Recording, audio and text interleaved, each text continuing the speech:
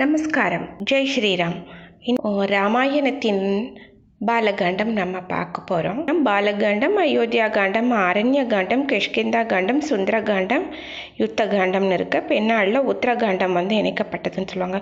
பொதுவாக யுத்த காண்டத்தோடு தான் முடிகிற மாதிரி தான் இருக்கும். அப்புறம் உத்தரகாண்டமும் ஒரு இருக்குது. அதையும் சேர்த்து நம்ம வரிசையாக பார்க்கலாம். அயோத்தியாவில் நம்மளுடைய குழந்தை ராமர், அங்கே ராம்லல்லான்னு சொல்லுவாங்க. அவருடைய பிராண பிரதிஷ்டை செய்த அந்த தினத்தை ஒட்டி நம்ம அவருக்காக நம்ம இதை பார்க்கலாம் அப்படின்னு தான் இது ஆரம்பிக்கிறோம். நம்ம பார்ப்போம். பாலகாண்டம். ஒரு நாள் தேவலோகத்து மகரிஷி நாரதர் வால்மீகியோட ஆசிரமத்துக்கு வர்றாரு. வால்மீகி அப்போது தன்னுடைய சிஷ்யர்களுக்கெல்லாம் பாடம் எடுத்துட்ருக்காரு. மகரிஷி நாரதரோட வருகையை பார்த்துட்டு மரியாதையோடு எந்திரிச்சு வரவேற்கிறாரு. அப்புறம் அவருக்கு தகுந்த வணங்கி அவருக்குரிய உட்கார்றதுக்குரிய ஆசனங்கள் எல்லாத்தையும் கொடுத்து உட்கார வச்சு உபசரித்து, அப்புறம் பாதங்களுக்கெல்லாம் அபிஷேகம் செஞ்சு அந்த மாதிரி உகந்த ஒரு வெகுமதி எல்லாம் மற்ற ரிஷிகளெல்லாம் கொடுக்குறாங்க. அப்புறம் ஒருவருக்கு ஒருத்தர் குசலம்லாம் விசாரிச்சுக்கிறாங்க. அப்போ வால்மீகி அவர் நாரதரை பார்த்து சில கேள்வியெல்லாம் கேட்குறாரு. சத்தியத்தை தவிர எதுவுமே தெரியாத நாரதர் நீங்கள் என் கேள்விகளுக்கெல்லாம் கொஞ்சம் சொல்லணும் அப்படிங்கிறாரு.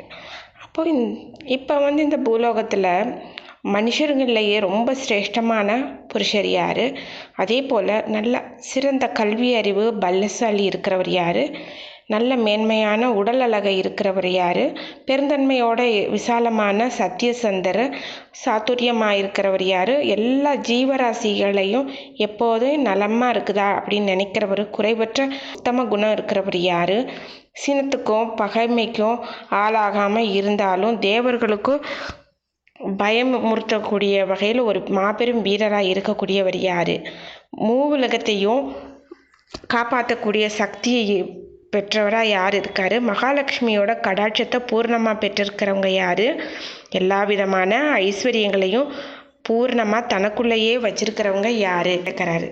அவர் சொல்கிறாரு, நாரதர் முனிவரே, இஷ்வாகு குலத்தில் பிறந்த அரசர் தசரதருடைய மகன் ராமர் தான் இது அத்தனை குணங்களுக்கும் இருப்பிடமானவர் அப்படிங்கிறாரு. ராமரோட உடல் அமைப்பு ரொம்ப அழகானது. நல்ல நீளமான கைகள், அவர் முழங்கால் வரைக்குமே நீண்டிருக்குது. திடமான ஒரு உருவம், நற்குணங்கள் எல்லாமே இருக்குது. ரொம்ப ஆழமான ஒரு அறிவு இருக்குது அவருக்கு. விசாலமாக கண்கள் இருக்குது. கம்பீரமான சொல்வன்மை இருக்குது அவருக்கு. ராமர் அவர் தான் வேத வித்து, அவர் தான் வேதங்களுக்கு எல்லாமே ஆதாரமானவர். அவரை சரணம் அடைஞ்சவங்களை காக்கிற சக்தி இருக்கிறவர். சமநோக்கா எல்லாத்தையுமே பார்க்கக்கூடியவர், எல்லாராலையுமே போற்றி வணங்கப்படக்கூடியவர். அவர் மற்றவங்களை நல்லா கவனிப்பார், பார்ப்பார். ராமர் பகவான் விஷ்ணுவுடைய அம்சம், உலகத்தையே தாங்கி நிற்கிறவர். இந்த ராமர் தான் இப்போ இந்த உலகத்தை ஆள்றாரு அப்படின்னு நாரதர் சொல்கிறாரு. ராமராஜ்யத்தில் மக்கள் ரொம்ப வளமையாக சந்தோஷமாக இருக்காங்க. பிணி, பட்னி, பீதி, பூகம்பம், வெள்ளம், அகால மரணம் இந்த மாதிரி இதெல்லாம் ராமராஜ்யத்தில் இல்லை. ராமர் இந்த பூலோகத்தை 11,000 வருஷம் ஆண்டு வந்தார் அப்படின்னு நாரதர்கிட்ட ராமர் ஒரு புருஷோத்தமர் அப்படின்னு தெரிஞ்சுட்டு வால்மீகி ரொம்ப சந்தோஷமாகறாரு. ஒரு நாள் வால்மீகி தன்னோட சிஷ்யர் பரத்வாஜரோட தமசா அப்படிங்கிற ஆத்துக்கழையோ அடையிறாரு. புருஷோத்தமனான ராமனை பற்றி தியானத்தில் ஆழ்ந்துடுறாரு அப்படியே. அப்போ காட்டில் இருந்து 2 கிரௌஞ்ச பட்சிகள் உட்காந்து பேசிக்கிட்டு இருக்கு சந்தோஷமாக.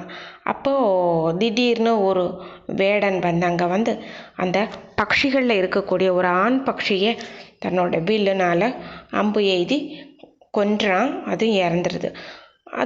அதோட கணவன் பட்சி இறந்த ரத்த வெள்ளத்தில் துடிக்கிறத பார்த்துட்டு அந்த பெண் பட்சி ரொம்ப பரிதாபமாக அழுகுது. இதையெல்லாம் பார்த்துட்டு ஒரு நொடியில் வால்மீகி ரொம்ப துடிச்சு போயிடுறாரு. வேடனே, நீ இறக்கமே இல்லாமல் கொன்னுட்டியே, நீ எப்பயுமே நீ ஒரு நிம்மதி இல்லாமல் நீ ஒரு வாழ்க்கை வாழ்வ அப்படின்னு சொல்லி சாபம் கொடுக்குறாரு. சாபத்தை போட்ட முனிவர் கொஞ்சம் நேரம் கழித்து தான் ஒரு சின்னத்துக்கு ஆளாயிட்டோமே அப்படின்னு ரொம்ப வெக்கமடைகிறாரு.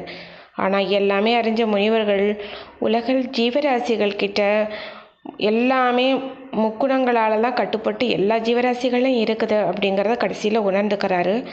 அப்புறம் வேடன் கிட்ட அவர் கோபமானதுக்காக ரொம்ப வருந்துறாரு. உடனே தன்னுடைய வாயால் வந்து அந்த சாபம் வந்து பொருத்தமாக ஒரு கவிதை மாதிரி கோர்க்கப்பட்ட ஒரு கவிதை மாதிரி வந்திருக்குது அப்படிங்கிறத பார்க்குறாரு, ஆச்சரியப்படுறாரு. நாரதரை பார்த்ததுலேருந்தே வால்மீகி ராமாச்சரித்திரத்தை பற்றியே ஆழ்ந்த சிந்தனை இருந்ததுனால வேடுவனுக்கு அவர் போட்ட சாபம் வந்து கவிதை ரூபத்தில் ராமகதைக்கு ஒரு முன்குறிப்பாக அமைஞ்சிருக்கிறத பார்க்குறாரு. வால்மீகி பரத்வாஜரை பார்த்து சொல்கிறார், துயரத்தால் ஏற்பட்ட இந்த கவிதை வந்து 4 அடியாக இருக்குது, அடிக்கு 8 எழுத்தாக இருக்குது. இரக்க உணர்ச்சி இல்லை அப்படின்னா நல்ல கவிதையே அமையாது, சுகத்தினால தான் நல்ல ஸ்லோகங்களே உருவாகுது அப்படிங்கிறாரு. அப்புறம் வால்மீகி தமசா ஆற்றுல குளிச்சுட்டு ஆசிரமத்துக்கு திரும்புகிறாரு. வேடுவனை சபித்த நிகழ்ச்சியை பற்றி ரொம்ப யோசிக்கிறார் அவர்.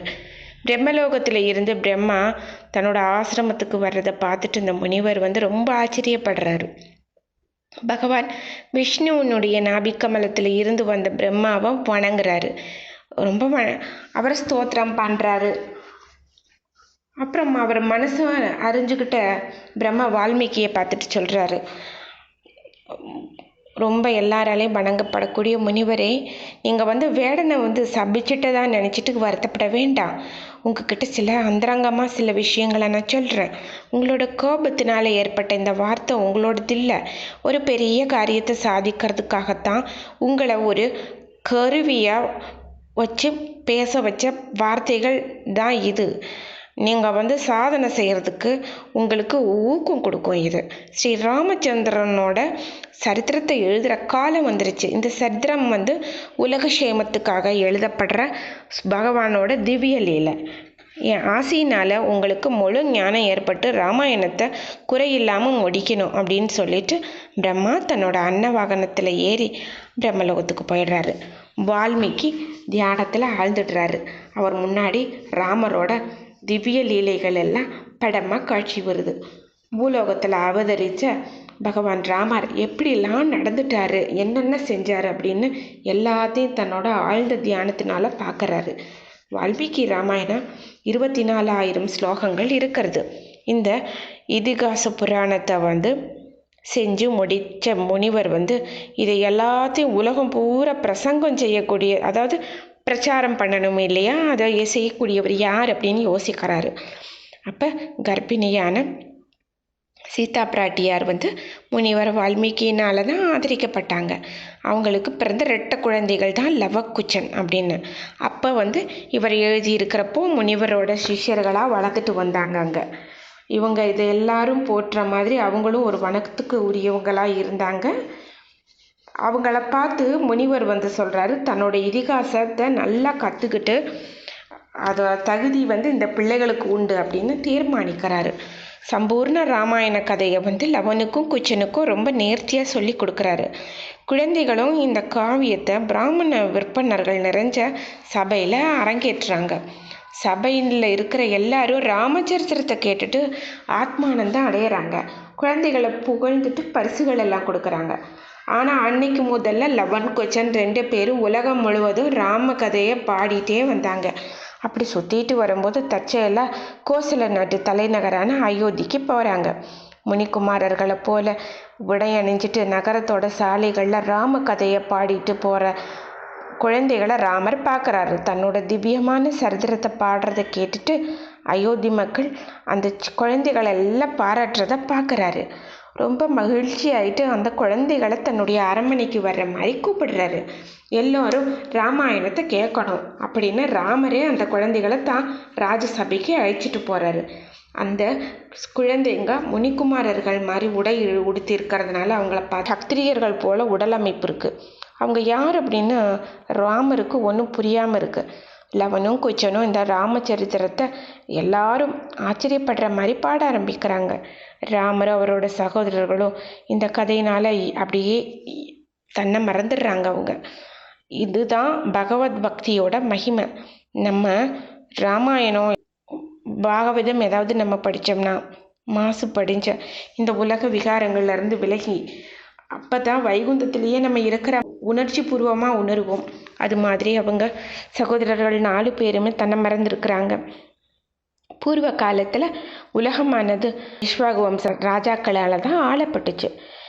இதே வம்சத்தில் தான் வைவஸ்வத மனு அப்படிங்கிறவர் தான் மூத்தவர். இவர் தான் அயோத்தியை கோச்சல நாட்டோட தலைநகராக வச்சு ஆண்டுட்டு வந்தார். இக்ஷ்வாகு பரம்பரையில் தோன்றிய தசரத சக்கரவர்த்தி அவரோட காலத்தில் அயோத்தி ரொம்ப சிறப்பாக விளங்குச்சு. அயோத்தி நகரத்தில் அகலமான அழகான சாலைகள் இருந்துச்சு. சாலைகளுக்கு 2 பக்கமும் வரிசையாக மரங்கள் எல்லாம் இருந்தது. யானைகள் அது துதிக்கையில் நல்ல வாசமான நீரை நிரப்பி சாலைகளில் தெளிச்சிச்சு. எல்லா பக்கமும் நறுமணம் வீசிட்டு இருந்தது. நகரத்தோட வாயிலில் பெரிய வளைவான அழகிய சலவை கற்கள் பிரம்மாண்டமாக காட்சி அளிச்சிச்சு. நுழைவாயிலில் கதவுகள் எல்லாம் ரத்தினங்களால் பதிக்கப்பட்டு தங்கத்தாலையும் வெள்ளியாலையும் செய்யப்பட்டிருந்துச்சு. பகைவர்கள்கிட்ட இருந்து காப்பாற்றுறதுக்காக பல ஆயிரக்கணக்கான திடமான வீரர்கள் நகரத்தை காத்துட்டு வந்தாங்க. அழகான பூங்காக்கள் இருந்தது. தோட்டங்கள், தாமரைகள் நிறைஞ்ச தடாகங்கள் எல்லாமே இருந்தது. 7 அடுக்கு மாட மாளிகைகள் எல்லா பக்கமும் காணப்பட்டுச்சு. கிளி, மயில், கோயில் இந்த மாதிரி பறவைகளோட ஒலியோட பல வாத்தியங்கள் முழங்கிக்கிட்டு இருந்தது. வழிப்போக்கர்களோட சோர்வை அப்படியே போக்குறதுக்காக அங்கங்கே தண்ணீர் ஊற்றுக்கள் இருந்தது. அயோத்தி மாநகர் இந்திரனோட தலைநகரான அமராவதிக்கு சவாலாக இருந்தது. அந்த வகையில் ரொம்ப சீரும் சிறப்புமாக இருந்தது. அயோத்தி மாநகரத்தில் சாலைகள் அதெல்லாமே பயணிகள், அதாவது போய்கிட்டே இருக்கிற பாதசாரிகள் இவங்களால் நிறைஞ்சிருந்தது. உலகத்தோட பல இடங்கள்ல இருந்து சிற்றரசர்கள் கப்பம் கட்டிட்டு அயோத்தி அரசன் ஒரு ராஜரிஷி அப்படிங்கிறதுனால அவரை பார்த்து தங்களை மரியாதையும் செலுத்திட்டு போவாங்க. தசரத சக்கரவர்த்தி சத்தியத்தையே ரொம்ப கண்ணும் கருத்துமாக அவர் பார்த்து அவங்க பிரஜைகள்கிட்ட எல்லாம் ரொம்ப அன்புக்கு பிரியமாக நடந்துக்கிட்டாரு. தசரதர் ஒரு சிறந்த வீரர். அதாவது பல ஆயிரம் வீரர்கள்கிட்ட தனியாக அவரே போர் பண்ணுற அளவுக்கு ரொம்ப ஆற்றல் இருக்கிறவர். ஆன்மீகத்தில் ரொம்ப பற்றும் இருக்கிறவர். பிரஜைகள் அரசன்கிட்ட அன்பு ரொம்ப இருக்கிறதா இருந்தாங்க. நாட்டில் வைதிக கலாச்சாரத்தை மக்கள் ரொம்ப விரும்பி ஆடிட்டு இருந்தாங்க. எல்லா பக்கமும் ஐஸ்வர்யம் மங்களமும் பொங்குச்சு. பாபங்களால் ஏற்படுற அந்த பெரும் துன்பம் அந்த நாட்டை பக்கத்தில் கூட போனதே கிடையாது. ராஜ்யத்தில் அமைதி வளம் பெருகிறதுக்கு 4 சமூக பிரிவுகளாக பிராமணன், சத்திரியன், வைசியன், சூத்ரன் இவங்கெல்லாம் ஒற்றுமையாக இருந்து அவங்கவுங்க கடமையை அவங்கவுங்க செஞ்சிட்டு இருந்தாங்க. நாட்டில் வஞ்சனை, எலிச்செயல், அகந்த, நாத்திகம், கொடுமை இந்த மாதிரி குணங்கள் எல்லாம் சுத்தமாக இல்லாமல் இருந்தது. ஐஸ்வர்யங்கள், கௌரவங்கள் எல்லாமே இருந்தனாலும் தசரத அரசனுக்கு தனக்கப்புறம் தன் குலத்தை பேணி பார்க்கறதுக்கு குழந்தைகள் இல்லாதது ரொம்ப துயரமாக இருந்தது. ரொம்ப அதனால் சிந்தனை செஞ்சுட்டு அஸ்வமேத யாகம் செஞ்சால் தன்னோட ஆசை நடக்கும் அப்படின்னு நினச்சிட்டு அவர் தன்னுடைய மந்திரி சுமந்திரரை கூப்பிட்டு குலகுருவை கூட்டிகிட்டு வர்ற மாதிரி சொன்னார். இவருடைய குலகுரு வசிஷ்டர். அப்புறம் வாமதேவரை தலைமை தாங்குகிற பிராமணர்களோட சபையில் தசரத மகாராஜா சொல்கிறாரு, பிராமண உத்தமர்களை இது நாள் வரைக்கும் குழந்தை வரும்னு ஆவலில் இருந்தேன். இப்போ என்ன செய்கிறதுன்னு தெரியல. நீங்கள் ரொம்ப மனசு சங்கடமாக இருக்குது. அஸ்வமேத யாகம் செய்யலான்னு நினைக்கிறேன். சாஸ்திரம் தெரிஞ்ச நீங்கள் ஏதாவது ஒரு சரியான ஒரு பாதையில் என்னை கூட்டிகிட்டு போங்க, நல்ல உபாயம் சொல்லுங்கள் அப்படின்னு சொல்கிறார் அவர். அரசனோட தீர்மானத்தை பார்த்துட்டு ஒரு மாதிரி சபையில் இருக்கிறவங்க எல்லாரும் ஒரு மனதாக ஏற்றுக்கிட்டாங்க. தன்னோட மந்திரிகளை எல்லாரையும் கூப்பிட்டு யாகத்துக்கான ஏற்பாடுகளை செய்கிறதுக்கு உத்தரவு போட்டார்.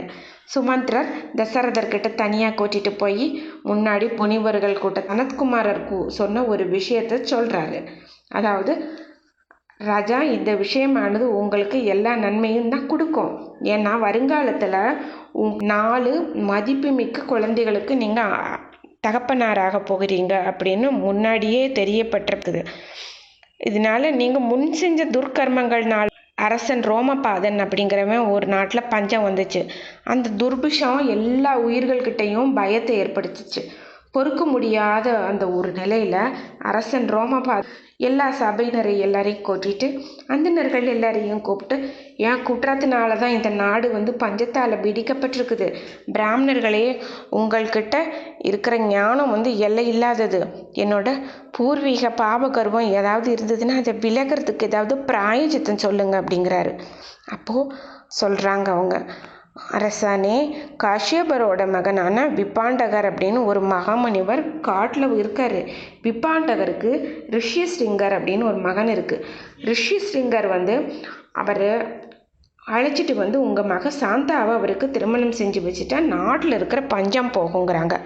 இந்த சாந்தா அப்படிங்கிறது யார் அப்படின்னா மகாராஜா தசரதருக்கு மகள். அவர் தன் நண்பன் ரோமபாதனுக்கு புத்திரபாகியம் இல்லை அப்படிங்கிறதுனால தசரதன் தன்னோட பெண் சாந்தாவை தான் ரோமபாதனுக்கு புத்திரியாக கொடுத்துருந்தாரு.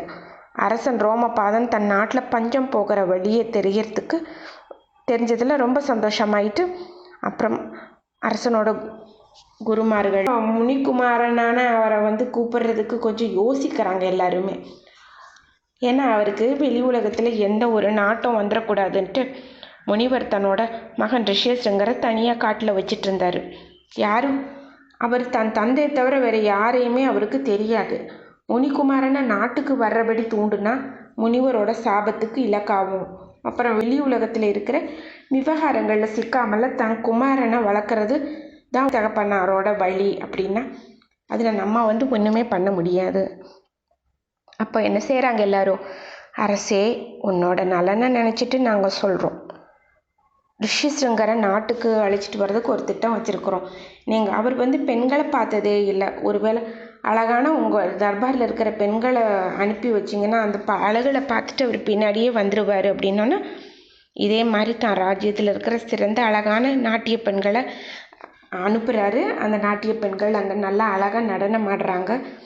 அதை பார்த்துட்டு ரிஷிஸ்ரிங்கர் திருச்ச மனசு இந்த நாட்டியம் எல்லாத்தையும் பார்க்கணும் வர்றேன் கூடன்னு சொல்லிட்டு கூடவே அவரும் வந்துடுறாரு. முனிக்குமாரனோடையே கிளம்பிடுறாங்க. இதாகிடுது மனசு, நானும் வர்றேன். அப்புறம் ஒரு வழியாக அவரும் கிளம்பி போயிடுறாரு. அங்கே காட்டில் இருந்து அங்கே போன உடனே அந்த நாட்டுக்குள்ளே அவர் நுழைஞ்ச உடனேயே தலைநகருக்கு நுழைஞ்ச உடனேயே மழை ஆரம்பிச்சிருது பெய்யறதுக்கு. அங்கேருந்து ஜீவராசிகள் மக்கள் எல்லாரும் மகிழ்ச்சி அடைகிறாங்க. ரோமபாதன் தன்னோட அரண்மனை விட்டு வெளியே ரிஷிஸ்ரிங்கரை ரொம்ப மரியாதையோடு வரவேற்கிறாரு. அப்புறம் வணங்கி உபச்சாரம் பண்ணி தன் பொண்ணோட சாந்தாவுடைய அந்தப்புறத்துக்கு கூட்டிகிட்டு போய் ஒப்படைச்சிட்றார். திருமணம் பண்ணி வச்சிடுறார் அவர். தசரதர் இதெல்லாம் ரோமபாதன் தசரதருக்கு இந்த விஷயங்களெல்லாம் சொல்கிறாரு. தசரதர் ரோமபாதன் அரண்மனையில் மகிழ்ச்சியோடு கழிச்சிட்ருக்காரு. ஒரு நாள் தசரதர் ரோமபாதன் கிட்ட சொல்கிறார், ரொம்ப நாளாக எங்கள் வம்சத்தை நிலநாட்டுறதுக்கு ஒரு சிறந்த மகன் பிறப்பான் அப்படின்னு எதிர்பார்த்துட்டு இருந்தது ரொம்ப சோகமாக இருக்குது. நான் அஸ்வமேத யாகம் செய்கிறதுன்னு நினச்சிருக்கிறேன். அது ரிஷிஸ்ரிங்கர்னால தான் நல்ல முறையில் நடத்தி தர முடியும். என்னோட அயோத்திக்கு அனுப்பிச்சி வச்சுக்கிறணும்னு வேண்டிக்கிறேன்னு கேட்குறாரு. அப்புறம் ரோமபாதன் தசரதரோட வேண்டுகோளை ஏற்றுட்டு ரொம்ப மகிழ்ச்சியாக மகாராஜன் சாந்தாவோட ரிஷிஸ்ரிங்கரையே கூட்டிகிட்டு வந்த தலைநகரத்துக்கு அனுப்பிடுறாரு. வசந்த காலம் வருது. தசரதர் முனிக்குமாரர்கிட்ட யாகத்துக்கு வேண்டிய விதிமுறைகள் எல்லாம் என்னென்ன சொல்லணும்னு கேட்டுக்கிறாரு. அது மாதிரி ஏற்பாடுகள் தொடங்குது. சரையு ஆற்றோட வடக்கர யாகம் செய்கிற இடமா தேர்ந்தெடுக்கப்பட்டுச்சு. தன்னோட வருங்கால பிள்ளைக்காக ஜனக மகாராஜா மாமனார் ஆக போகிறாரு அப்படின்னு முன்கூட்டியே தெரிஞ்ச தசரதர் யாகத்தோட அழைப்பு மடலை முதலாக ஜனகருக்கு தான் அனுப்பி வைக்கிறாரு. அஸ்வமேத யாகத்தில் முறைப்படி போட்டிக்கு இருந்தப்பட்ட குதிரை அலங்கரிக்கப்பட்டு சுதந்திரமாக உலகம் பூரா சுற்றி வரப்பட்டு தான் அப்புறம் அது யாராவது சில சிற்றரசர்களெல்லாம் அந்த நல்ல அன்போடு நடந்துக்குவாங்க. சில பேர் அந்த குதிரையை அபகரிச்சுக்குவாங்க. இப்படி பிடிபடாமல் யாகசாலைக்கு குதிரை திரும்பி வந்தால் யாகம் வெற்றிகரமாக ஆரம்பிக்கும். இது இப்படி தசரதனால் விடப்பட்ட இந்த யாக குதிரை உலகத்தை சுற்றி ஒரு வருடம் வந்துச்சு சுற்றி. அப்புறம் அயோத்திக்கே அடைஞ்சிச்சு. யாகம் தொடர்ந்தது. யாகம் நல்லபடியாக நடந்தது. அயோத்தி நகரத்தில் வெளிப்புறத்தில் ஒரு பல கூடாரங்கள் அப்படி உருவாகப்பட்டுச்சு. பெரிய ஜனக்கூட்டம் அங்கே தங்கியிருந்தது. அரசர்கள் குடும்பங்களுக்காக பல பாகங்கள்லேருந்து வந்துருந்தாங்க. தசரதருக்கு பல விலை உயர்ந்த வெகுமதிகள் எல்லாம் கொண்டு குவிச்சாங்க. மையத்தில் யாகத்தீ கொழுந்து விட்டு எரிஞ்சிட்டு இருந்துச்சு. தீ குண்டத்தை சுற்றி வேதியர்கள் எல்லாம் வேத மந்திரங்களை ஓதிட்டு இருந்தாங்க. தசரதனோட பட்ட மகிழ்ச்சி கௌசல்யா குதிரை கட்டப்பட்டுட்டு இருந்த கம்பத்தை வலம் வந்தாங்க.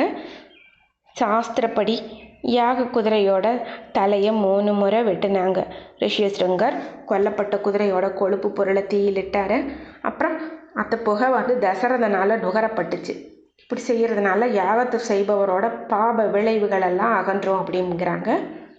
அப்புறம் மற்றவங்கெல்லாம் அந்த எல்லா குதிரையோட அங்கங்களை எல்லாத்தையும் யாகத்தீயில் போடுறாங்க. இந்த மாதிரி 3 நாளாக யாகம் நடந்து முடிஞ்சிச்சு.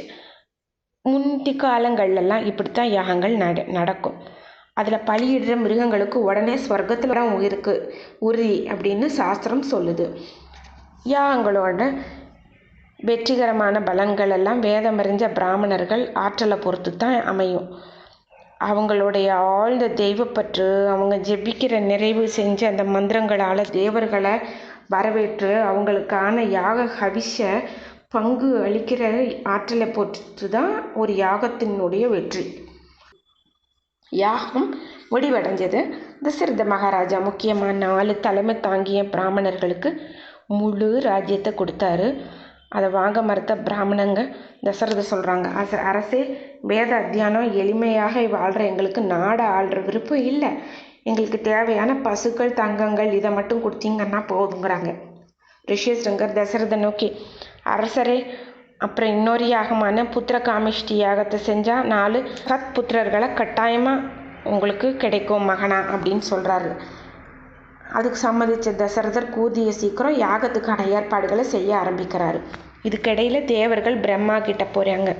அவரை பார்த்துட்டு, உலகத்தில் சிறந்த தந்தையான பிரம்மதேவரே, உங்களோட வரத்தால் ஆசியால் பலத்தை அடைஞ்ச ராவணன் தன் இச்சை மாதிரி எல்லாரையும் கொடுமைப்படுத்திட்டு இருக்கிறான். எங்களால் அந்த கொடிய ராட்சசனை அடக்க முடியலை. அவனை அழிக்கிறதுக்கு ஏதாவது ஒரு திட்டத்துக்கான வழியை செய்யும்படி நாங்கள் வேண்டிக்கிறோம் அப்படின்னு சொல்கிறாங்க. பிரம்மா கொஞ்சம் நேரம் யோசிச்சுட்டு சொல்கிறாரு, என் வரத்தை பெறுறப்போ ராவணன் மனிதர்களோட கையினால் ஏற்படுற மரணத்திலேருந்து தன்னை காப்பாற்றிக்கிறதுக்கு அவன் கவலைப்படலை. ஏன்னா அவன் மனுஷங்களை ரொம்ப அல்பமாக நினைக்கிறான். பிரம்மா இந்த விஷயத்தை பற்றி ரொம்ப ஆழ்ந்து யோசிச்சுட்டு இருந்தப்போ திடீர்னு மகாவிஷ்ணு கருடராக அங்கே வர்றாரு. பல சூரியர்களோட பேரொழியினால் 4 கரங்கள் அப்படியே சங்கு சக்கரம் கதை பத்மம் இதெல்லாம் தாங்கி பீதாம்பரதாரியாக பகவான் தோன்றினார். அந்த இடத்துல தேவர்கள் பகவான் விஷ்ணுவை பணிவோடு வணங்கி, உலகத்தை அடக்கி ஆள்றவரே, எங்களெல்லாம் காக்கணும். அசுரனான ராவனை கொண்டுட்டு உன்னோட அம்சத்தை 4ஆக பிரித்து தசரோட 4 பிள்ளைகளை பிறக்க செய்யணும்னு வேண்டிக்கிறோம் அப்படின்னு எல்லாரும் வேண்டுறாங்க. மகாவிஷ்ணு சொல்கிறாரப்போ, மகாராஜா தசரதரோட பிள்ளைகளாக பிறந்து 11,000 வருஷம் பூலோகத்தில் ஆட்சி புரிஞ்சு உங்கள் பகைவன் அப்படிங்கிற அந்த அசுரனை நான் கொல்லுவேன், இது உறுதி. இனி உங்களுக்கு எந்த ஒரு பயமும் இல்லை அப்படிங்கிறாரு. இதை கேட்டுட்டு பகவான் விஷ்ணு தேவர்கள் எல்லாம் அப்படியே பார்த்து ஆச்சரியப்படுற வகையில் பார்த்துட்டே இருக்கிறப்போவே மறைஞ்சிடுறாரு அந்த இடத்துல இருந்து. இதுக்கு இடையில தசரதரோட யாககுண்டத்திலிருந்து ஒரு திவ்யமான ஒரு தேவன் எல்லா சுப சின்னங்களையும் தரிச்சிட்டு தோன்றாரு. அந்த திவ்ய புருஷன் கையில் ஒரு பால் பாயசம் நிறைஞ்ச ஒரு தங்க குடத்தை தாங்கியிருந்தார். நான் மகாவிஷ்ணுவால் அனுப்பப்பட்ட தூதுவன் அப்படின்னு தசரதர்கிட்ட சொல்கிறாரு. ஓ விஷ்ணுவுடைய தூதனா, உங்களுக்கு நான் என்ன தொண்டு செய்யணும்னு சொல்லுங்க, கட்டளை இடுங்க அப்படின்னு சொல்லி கேட்டுக்கிறாரு. அப்போ சொல்கிறார் அவர், நீங்கள் செஞ்ச யாகத்தோட பலனா உங்களுக்கு அளிக்கும்படியாக இந்த பரிசு இருக்குது. இந்த பாயாசம் நிறைஞ்ச குடம், இந்த பாயாசத்தை உங்களுடைய மனைவிகளுக்கெல்லாம் பகிர்ந்து கொடுங்க. நாளடைவில் உங்களுக்கு 4 குழந்தைகள் பிறப்பாங்க. அவங்களால உங்களுக்கு கீர்த்தி உண்டாகும் அப்படின்னு சொல்கிறாரு. தசரதர் அந்த குடத்தை ரொம்ப மரியாதையாக வாங்கி அந்த திவ்ய புருஷனை நல்லா வளம் வணங்கிக்கிறாரு. அவர் பார்த்துட்டு இருக்கும்போதே அவர் திவ்ய புருஷன் மறைஞ்சிட்றாரு. சந்தான பிராப்தி கிடைக்கணும்னு ரொம்ப ஆசையாக இருந்த தசரதர் காலத்தை வீணாக்காமல் உடனே அந்தப்புறத்துக்கு போய் மனைவிகள் 3 பேருக்கு அந்த பாயாசத்தை பகிர்ந்து கொடுக்குறாரு. தன்னோட பட்ட மகிழ்ச்சியான கௌசல்யாவுக்கு பாதி பாயாசம், சுமத்ரைக்கு 1/4 பாகம், கைகேயிக்கு அந்த 1/4 பாகத்தோட பாதி, அப்புறம் இருந்த மீதி பாயாசத்தை நல்லா சிந்திச்சு பார்த்துட்டு சுமித்ரைக்கு கொடுத்துட்டாரு. சுமித்ரைக்கு தான் கொடுத்தாங்க. அப்போது சீக்கிரத்தில் நம்ம தாய்மை அடைய போகிறோன்னு ரொம்ப சந்தோஷமாக இருந்தாங்க. 4 பேரும் பாயாசத்தை பருகினாங்க. சில நாட்களில் அவங்களுக்கு அடைஞ்சிருந்தாங்க. அது ரொம்ப தெரிஞ்சு அரசன் சந்தோஷப்பட்டார். தேவலோகத்தில் பிரம்மா தேவர்களை நோக்கி, பகவான் விஷ்ணு கூடிய சீக்கிரத்தில் பூவுலகத்தில் மானிடனாக அவதரிக்க போகிறாரு, அதனால் அவரோட ஒத்துழைக்க நீங்கள் அப்சரசுகள், பெண் குரங்குகள், யஷர்கள், நாகர்கள், வித்யாதரர்கள், அப்புறம் கிண்ணறர்கள் இவர்களோட இணைஞ்சு ஒரு தெய்வீக வானர வம்சத்தை உருவாக்கணும் அப்படிங்கிறது என் விருப்பம். இந்த வானர வம்சங்கள் உங்கள் மனசுக்கு ஏற்ற ரூபங்களை மேற்கொள்கிற வல்லமை இருக்கிறவங்களா, பல மாயா சக்திகளை உடையவங்களாக இருக்கணும் அப்படின்னு, இதுக்கு இணையாக அதாவது புத்திசாலிகளாகவும் ஆயுதங்களை கையாளுற வல்லமையும் பெற்றவங்களாக இருக்கணும் அப்படின்னு சொல்கிறாரு. இந்த கட்டளையை விட்டுக்கிட்டு அந்த இந்திரன் வாலியையும், சூரியன் சுக்ரீவனையும், பிரகஸ்பதி தாரையையும், குபேரன் கந்தமானதையும், விஸ்வகர்மா நலனையும், அக்னி நீலனையும் உண்டாக்குறாங்க. அஸ்வினி குமாரர்கள் மைனாகனையும் திவிதனையும் உண்டாக்குறாங்க. வருணன் சுஷேனையும், வாயு ஹனுமானையும் உருவாக்குறாங்க. இந்த மாதிரி முக்கியமாக வானரர்கள் இல்லாமல் பல ஆயிரக்கணக்கான வானரங்கள் பகவானோட ராமாவதாரத்தில் தொண்டு செய்கிறதுக்காக புதிய பிறப்பை அடையிறாங்க. எல்லாம் இந்த உருவத்தில் மலைகள் போல மிகப்பெரிய உடல்களை பெற்றிருந்தாங்க. ராவணனோட போர் புரியிற அளவுக்கு எல்லை இல்லாத ஒரு ஆசை இருந்தது அவங்களுக்கு. கடலையே கலக்கிற அளவுக்கு ஆற்றல் இருந்தது அவங்களுக்கு. தேவர்களால் உண்டாக்கப்பட்ட இவங்க 3 விதமாக இருந்தாங்க. அதாவது கரடிகளுக்கு தலைவனான ஜாம்பவான் பிரம்மா கொட்டாவி விடுறப்போ அவர் வாயில இருந்து தோன்றினார். இந்த மாதிரி 3 விதங்களில் ஒன்று இந்த கரடியோட இனம், மற்ற 2 வானரர்களோட கூட்டம். அதில் சில குரங்குகளோட வால் பசுவோட வால் மாதிரி நீளமாக தொங்கும். கரடிகளும் வானரங்களும் மொத்தம் 10 கோடிக்கும் அதிகமாக இருந்தாங்க. உலகம் பூரா பறந்து திரிஞ்சு காட்டுக்கனி, கிழங்கு இதெல்லாத்தையும் பறித்து சாப்பிட்றவங்க. அவங்க புத்திர காமிஷ்டியாக முடித்ததும் தேவர்கள் அவங்க பிரத்யக்ஷமாக எல்லாம் தோன்றி தங்களுக்குரிய வரங்களை வாங்கிக்கிட்டு போகிறாங்க. ரிஷியஸ்டங்கர், அவர் மனைவி சாந்தா, அப்புறம் பிராமணர்களும் விருந்தினர்களும் அவங்கவுங்க இடத்துக்கு போகிறாங்க. 12 மாதம் கர்ப்பம் தரித்த கௌசல்யா சித்திரை மாதம் சுக்லபக்ஷம் நவமி திதின்னு புனர்பூச நட்சத்திரத்தில் ஒரு ஆண் மகனை பெற்றெடுக்கிறாங்க. அவர் ரொம்ப சிவந்த விசாலமான கண்கள், பவளம் மாதிரி சிவந்த உதடு, நீண்ட கரங்கள், மங்களகரமான சின்னங்கள் மாதிரி அப்படியெல்லாம் இருக்கிற உடல். மகாவிஷ்ணுவோடைய அம்சத்தை பெற்றவராய் இருந்தார். பகவான் விஷ்ணுவுடைய ஆற்றலில் கால் பகுதி அம்சத்தை தசரதனோட இளைய அரசி கைகேயி பிள்ளையாக பெற்றுக்கிறாங்க. கௌசல்யாவோட பிள்ளை பிறந்த 2 நாட்களுக்கு அப்புறம் சுமுத்திர 2 பிள்ளைகளை பெற்றெடுக்கிறாங்க. இவங்க விஷ்ணுவனுடைய அம்சத்தின் அரை கால் அப்படின்னு பாகங்களாக அவங்க ஆற்றலை பெற்றிருக்கிறாங்க. இந்த 4 குழந்தைகளும் வடிவத்தில் ஒரே மாதிரி இருக்கிறாங்க. சாயலில் அவங்க அறிவு, மனசை கவரக்கூடிய அந்த பார்வை, இது எல்லாத்துக்கும் ஈடே சொல்ல முடியாது. தசரதனுக்கு 4 பிள்ளைகள் பிறந்தவுடனே தேவலோகத்திலிருந்து தேவர்கள் எல்லாம் நல்லா மங்களகரமான இசையோட பூமழையாக பொழிஞ்சாங்க. அப்படியே அயோத்தி நகரத்தில் சாலைகளில் மக்கள் எல்லாம் சேர்ந்து குழந்தைகள் பிறந்த தினத்தை அமோகமாக கொண்டாடுறாங்க. இசை வல்லுநர்கள், நாட்டியத்தில் தேர்ச்சி பெற்றவங்க எல்லாம் நிறைய நிகழ்ச்சிகள் எல்லாம் நடத்தி மக்களை மகிழ்ச்சியில் ஆழ்த்துறாங்க. கௌசல்யை பிள்ளை பிறந்த 13 நாட்களுக்கு அப்புறம் குலகுருவான வசிஷ்ட முனிவர்கிட்ட குழந்தைக்கு பெயர் சுற்று விழாவை நடத்தி வைக்கிறாரு. வசிஷ்டரான அவர் கௌசல்யாவோட புதல்வனுக்கு ராமர் அப்படின்னும், கைகேயியோட மகனுக்கு பரதன் அப்படின்னும், சுமித்ரையோட 2 குழந்தைகளுக்கு லக்ஷ்மணன், சத்ருக்னன் அப்படின்ட்டு திருநாமங்களை சூட்டுறார். அன்னைக்கு முதல்ல தசரதரோட பிள்ளைகளுக்கு நடத்தப்படுற விசேஷ காரியங்களில் உபநயனம் அந்த மாதிரியான சமாச்சாரங்களை வசிஷ்டரே செஞ்சிட்டாரு. வசிஷ்டரோட சிறந்த மேற்பார்வையில் இந்த 4 குழந்தைகளும் வேத வித்துக்களாக, அப்புறம் யுத்த சாஸ்திரத்தில் பெரிய வீரர்களாக வந்தாங்க. தெய்வ குணங்கள் நிரப்பி இருந்தது. இந்த 4 குழந்தைகள்லையும் ராமர் எல்லா விதத்துலையுமே தனியாகவே தெரிஞ்சார். லக்ஷ்மணன் எப்பயுமே ரொம்ப பிரியமாக நெருக்கமாக ராமர் கூட தான் இருப்பார். அதே மாதிரி ராமனும் லக்ஷ்மணன் கிட்ட பற்றுள்ளவராக இருந்தார். ராமர் வேட்டையாட காட்டுக்கு போனால் லக்குமணன் தவறாமல் கூட போவார். இந்த மாதிரி பரதனும் சத்ருகனும் அதே மாதிரி ஒருவருக்கொருவர் விட்டு கொடுக்காம கூடவே இருந்துட்டுருக்காங்க. கல்வி மற்ற சாஸ்திரங்கள் எல்லாம் கற்று முடிச்சதுக்கப்புறம் ராமர், லக்ஷ்மணர், பரதர், சத்ருக்னர் இவங்க கல்யாண விசேஷமாக தசரதர் வசிஷ்டர்கிட்ட கேட்குறாரு. இந்த மாதிரி ஆலோசனை நடந்துட்டுருக்கிற சமயம் ஒரு நாள் பிரம்ம ரிஷி விஸ்வாமித்ரர் அயோத்தியா வர்றாரு. தசரதனோட மாளிகைக்கு வர்றாரு. தசரதர் வசிஷ்டரோட ஆசனங்கள்லேருந்து எழுந்திரிச்சு விஸ்வாமித்ரருக்கு தகுந்த உபச்சாரங்கள் மரியாதைகள் எல்லாம் செலுத்தி வணக்கங்கள் எல்லாம் தெரிவித்து வரவேற்கிறாங்க. தசரதர் விஸ்வாமித்திரரை அரச சபைக்கு அழைச்சிட்டு போய் ஒரு உயர்ந்த ஆசனத்தில் அமர்த்துறாரு. அப்போ தசரதர் விஸ்வாமித்திரர்கிட்ட கேட்குறார், துறவிகளில் ரொம்ப சிறந்தவராக இருக்கக்கூடிய முனிவர், பிறப்பு இறப்பு இந்த சுழலெல்லாம் ஜெயிக்கிறதுக்கு நீங்கள் எடுத்துக்கிட்ட முயற்சியில் வெற்றி பெற்றுறீங்க அப்படின்னு நான் நம்புகிறேன். உங்கள் வரவு அப்படிங்கிறது எனக்கு கிடைச்ச பெரிய பாக்கியம், அமிர்தம் மாதிரி.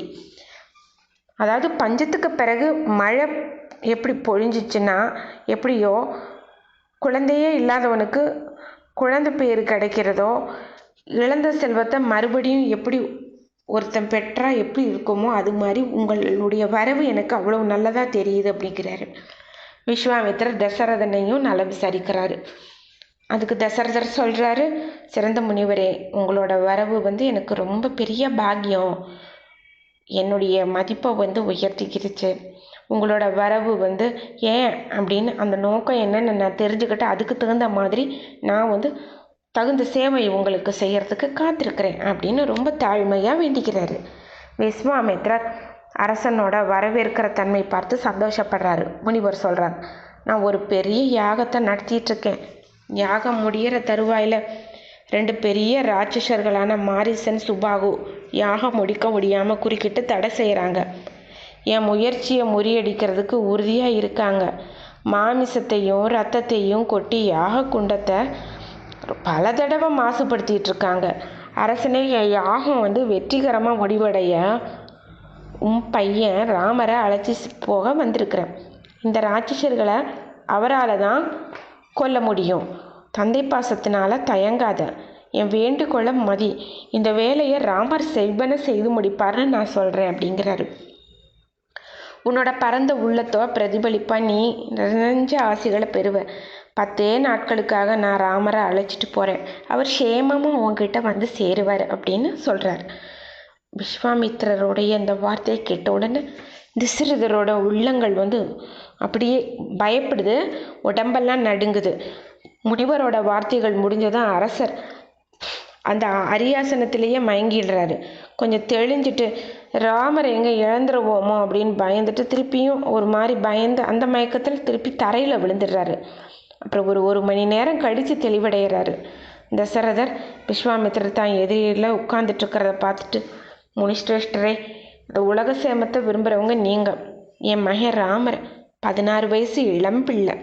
அவன் யுத்த சாஸ்திரத்தை இன்னும் சரியாக கற்றுக்கல. ஒரு முறை கூட அவன் யுத்த காலத்துக்கு போனதில்லை. அனுபவமே இல்லாத சின்ன குழந்தையான என் பையனை நீங்கள் அழைச்சிட்டு போகாதீங்க. அவனுக்கு பதிலாக நான் என்னையும் என் படைகளையும் அந்த ராட்சசர்களை கொல்றதுக்கு அனுமதி கொடுங்க. இல்லாட்டி ராமர் தான் உங்களோட வரணும் அப்படின்னு நீங்கள் நினச்சிங்கன்னா நானும் என் படைகளும் அவருக்கு உதவி செய்ய வர்றோம் அப்படின்னு சொல்கிறாரு.